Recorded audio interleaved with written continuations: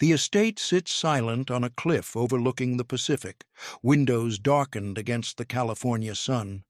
Inside, a woman moves with practiced stealth through rooms where every surface holds framed memories of a life lived in blinding spotlight. Sandra Bullock, America's longtime sweetheart, Oscar winner, box office giant, stands alone in her kitchen at 61, staring at her phone. Another call about Brian. Another reminder that the man she finally found true love with after decades of public heartbreak is battling an illness that has consumed their last years together. Outside, paparazzi lenses track the property line. Inside, one of Hollywood's most fiercely private stars has retreated further from public life to protect what matters most: her children, her partner's health, and what remains of a normal existence she spent a lifetime chasing. The woman who made us laugh, cry, and cheer for decades now finds herself in a battle far removed from any script she's ever performed. But to understand how we got here, to comprehend the full weight of Sandra Bullock's current reality, we must return to where it all began. This is the story of how America's most relatable star weathered a lifetime of public triumphs and private devastations to arrive at her current crossroads. From childhood displacement to Hollywood's brutal machinery, from catastrophic betrayal to stalker terror, from adoption struggles to her partner's health crisis, Sandra Bullock's journey reveals the steep price of fame and the strength required to endure it. We'll explore how the girl who never quite fit in became the woman everyone wanted to know, only to discover that authentic connection would remain her most elusive role. If this story moves you, tap like so others can find it, and join us as we uncover the unseen battles behind the familiar smile. Lengenfeld, Germany, 1966. A 7-year-old girl with dark eyes sits rigid in music class, struggling to follow instructions in a language not yet familiar to her. Sandra Annette Bullock, daughter of an American voice teacher and a German opera singer, exists between worlds, neither fully American nor German, following her mother's opera career from city to city. While other children plant roots, young Sandra learns to pack light and adapt quickly. "I was always the new kid with the funny clothes and the funny accent," she would later recall. Her mother Helga's career demands perfection, instilling in Sandra both a punishing work ethic and a gnawing sense that approval must be earned through flawless performance. Her father John, a Pentagon contractor and vocal coach, provides warmth but is often absent due to work. Between her mother's European strictness and her father's American optimism, Sandra develops a chameleon-like ability to read rooms and adjust accordingly, a skill that would later define her career. At home, music fills every corner. Opera is not merely art, but currency, discipline, identity.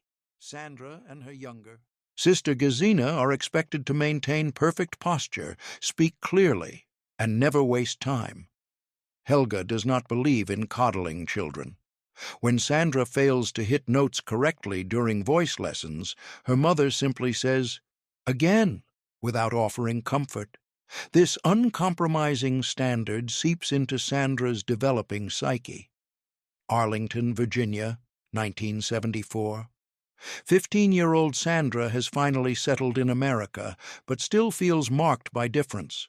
Her mother's accent, her own European mannerisms, the lingering sense of being perpetually observed as an outsider. In the hallways of Washington Lee High School, she navigates teenage social hierarchies by becoming the joker, the one who can laugh at herself before others do it first. She joins the cheerleading squad not from passion, but strategy, to belong somewhere, anywhere. "I was the girl who tripped and then made a bigger scene of the fall so people would laugh with me rather than at me," she once explained.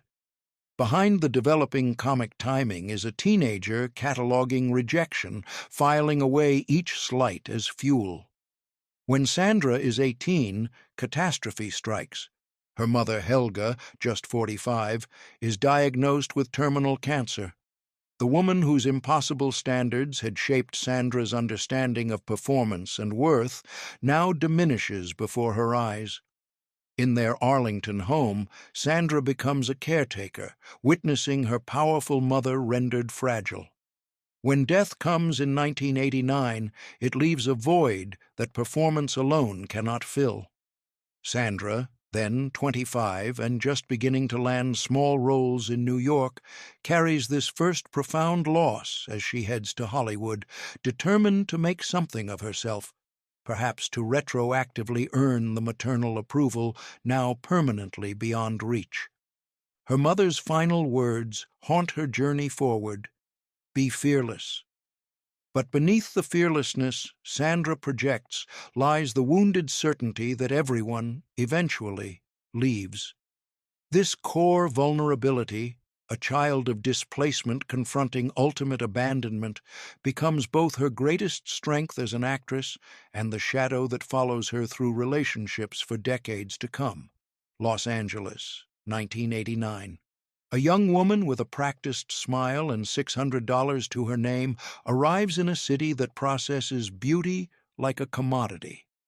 Sandra is 25, armed with minor theater credits and a handful of television appearances, including work on the sitcom Working Girl. She takes waitressing jobs between auditions, delivering lines to her reflection in restaurant bathroom mirrors during breaks. Unlike many Hollywood aspirants, Sandra brings no particular physical calling card. She is neither the tallest, nor the most classically beautiful, nor the most anything. What she possesses instead is something directors struggle to name, an authenticity that makes her instantly familiar to audiences. Her early years bring small roles in forgettable films like Love Potion No. 9 Inches and The Thing Called Love. She works tirelessly, developing a reputation for being unfailingly prepared and unexpectedly versatile. Still, the significant break remains elusive.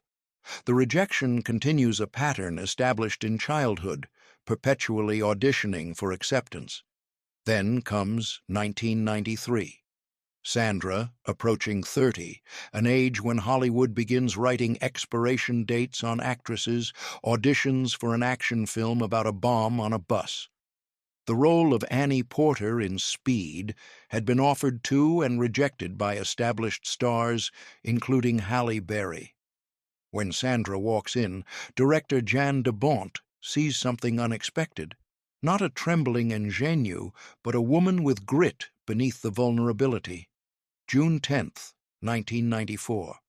Speed opens and transforms Sandra Bullock overnight from working actress to bankable star. The film grosses $350 million worldwide, with critics and audiences particularly responding to Sandra's performance. A star quality that had been invisible to casting directors suddenly appears blindingly obvious to everyone else. Studio offers pour in. Her salary jumps from $500,000 for Speed to $1.2 million for her next film, While You Were Sleeping. But with visibility comes the harsh machinery of celebrity. Sandra's appearance becomes public property. Too thin, not glamorous enough.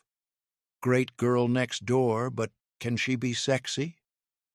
The commentary echoes the childhood experience of being perpetually evaluated, never quite right. She handles it with self-deprecating humor in interviews, but friends note how she methodically cuts out and saves negative reviews, storing them in files she occasionally revisits. Behind the scenes, the workload is punishing. Between 1994 and 2000, Sandra appears in 16 films, maintaining a grueling pace that leaves little room for a personal life. She establishes her production company, Fortis Films, taking greater control over her projects but adding executive pressure to her acting demands. The work provides distraction from the growing loneliness of fame. Romance proves complicated in the fishbowl of celebrity. Her relationship with A Time to Kill co-star Matthew McConaughey dissolves under media scrutiny. "It's like trying to grow a delicate plant while people constantly dig up the roots to check how it's doing," she says of dating in the public eye. A 3-year relationship with football player Troy Aikman similarly wilts under exposure. Each personal disappointment reinforces what her mother's death first taught her. Attachment leads to loss. By 2000, Sandra has become one of Hollywood's most bankable female stars. Miss Congeniality cements her status as America's relatable sweetheart, grossing $212 million worldwide and spawning a sequel. But the film also calcifies her into a type, the lovable, klutzy everywoman, that proves difficult to transcend. When she attempts more serious roles in films like 28 Days, critics seem unwilling to accept her range. Yet, beneath the public persona of the easygoing star who doesn't take herself too seriously, Sandra is building a substantial real estate portfolio, developing multiple businesses, and methodically preparing for the day Hollywood decides it's finished with her. The girl who grew up without permanent roots now owns homes in multiple states, physical anchors against the industry's fickle winds. But then comes 2005 and a storm that cannot be prepared for. Hurricane Katrina devastates New Orleans, a city Sandra has adopted as a second home. She witnesses firsthand the destruction of communities she has come to love. Without publicity, she donates $1 million to relief efforts. The experience shifts something fundamental in her priorities.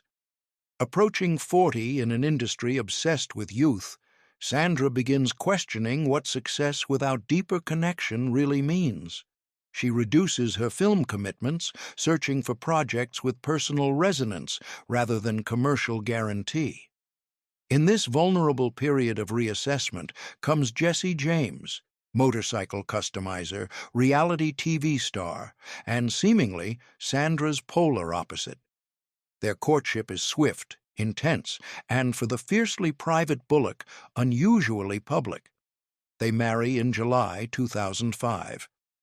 "I finally found someone who sees me," she tells Oprah Winfrey, tears threatening to spill. For the first time, Sandra speaks openly about wanting children, about building a family with Jesse and his children from previous relationships. The woman who built walls against loss allows herself to imagine permanence. Then, professional resurrection arrives unexpectedly. After several commercial disappointments, Sandra takes a risk on The Blind Side, a film many advisors warn will damage her career. Playing Lee Ann Tuohy, she delivers a performance of such conviction that even her harshest critics take note. The film becomes a surprise blockbuster, grossing over $300 million against a $29 million budget. March 7, 2010. Sandra Bullock, radiant in a metallic Marchesa gown, ascends the steps at the 82nd Academy Awards to accept the Best Actress Oscar for The Blind Side. At 45, when Hollywood typically discards actresses, she has achieved its highest honor.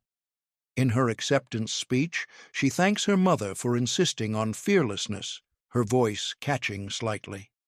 Backstage, clutching the golden statuette, she calls Jesse, who couldn't attend due to his children's needs. Everything she has worked for has materialized simultaneously: career pinnacle, loving marriage, the beginnings of family plans. Sandra Bullock has finally arrived. But then the floor disappears. 10 days after the Oscar ceremony, while Sandra is away from home on a promotional tour, tabloid rumors begin circulating. Jesse has been unfaithful, not once, but repeatedly, with multiple women. As Sandra retreats from public view, more women come forward with detailed accounts and evidence of relationships with her husband.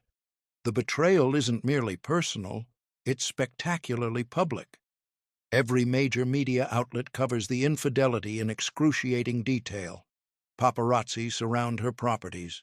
Friends smuggle her between safe houses to avoid the cameras. The timing, immediately following her greatest professional triumph, adds a particularly cruel dimension to the humiliation. In private, Sandra confronts an even more devastating reality. She and Jesse had been in the process of adopting a child, a months-long journey of home visits, legal procedures, and emotional investment. The baby boy, whom they'd named Louis, had come into their lives in January, before the Oscar win, before the betrayal. They had kept the adoption secret, planning a public announcement when the process was finalized. Now, Sandra faces an impossible decision: continue the adoption as a single mother or withdraw from the process entirely. With characteristic determination, she chooses motherhood, finalizing the adoption of Louis as a single parent while simultaneously filing for divorce. The marriage officially ends on June 28, 2010, just 86 days after her Oscar victory. "I've never been so alone," she later confesses to a friend, "and I've never been so not alone." The paparazzi siege intensifies after the divorce filing. Sandra remains in seclusion, emerging only for necessary legal proceedings.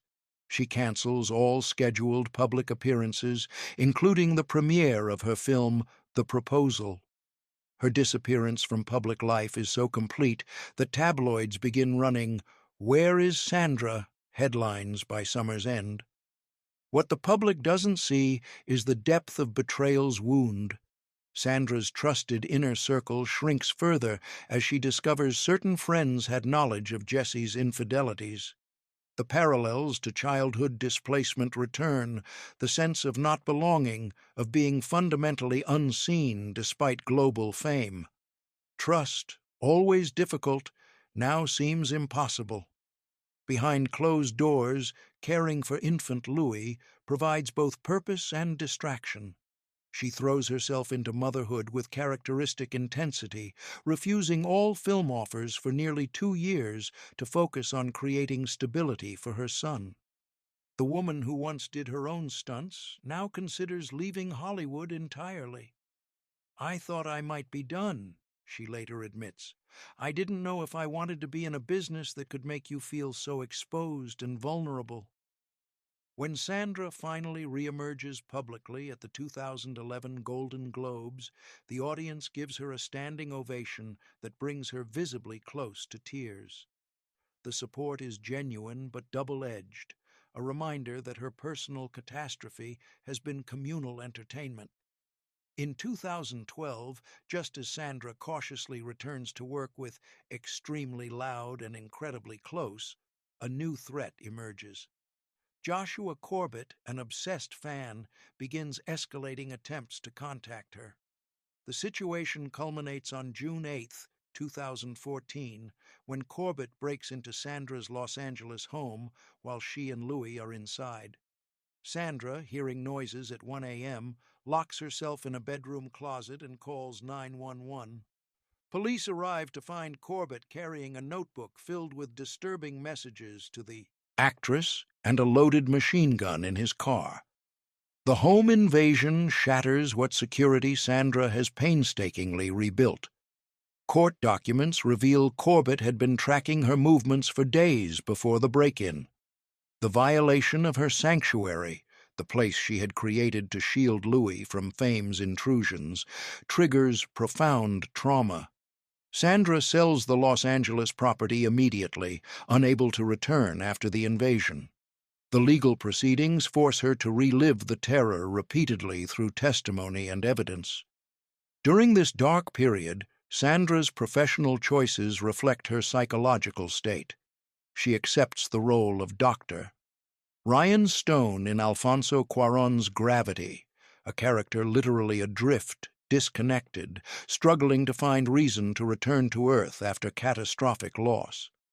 The performance, largely filmed with Sandra isolated in a mechanical rig against green screens, mirrors her emotional isolation.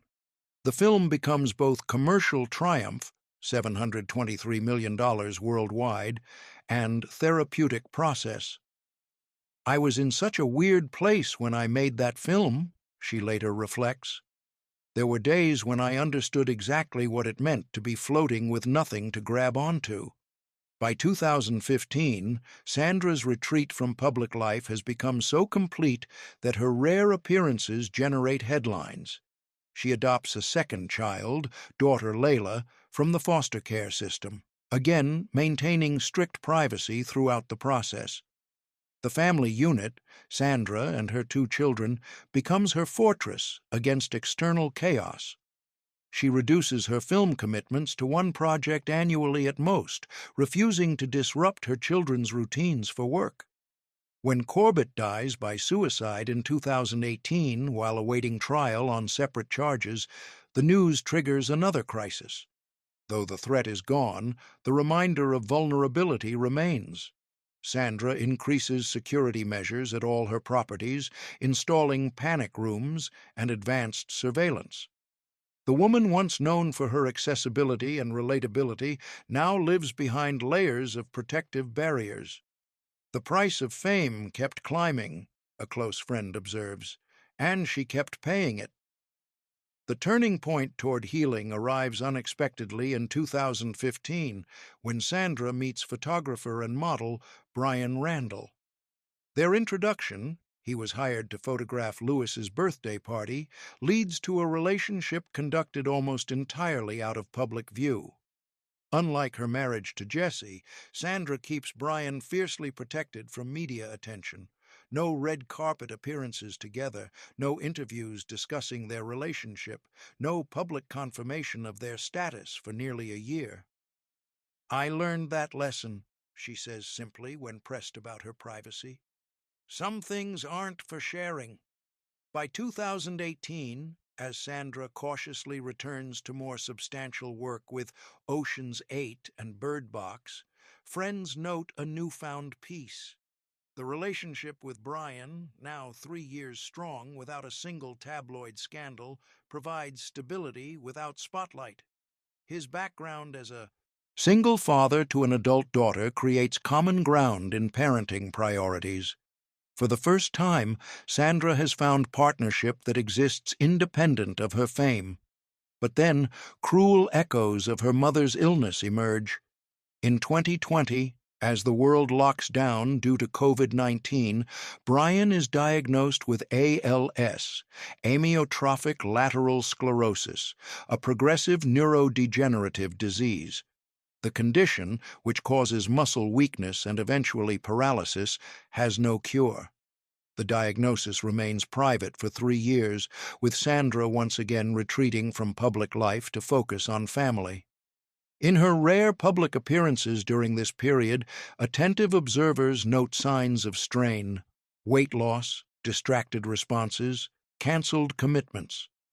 In 2022's The Lost City, her last film before announcing an indefinite hiatus, critics praise her performance while noting a certain melancholy beneath the comedy.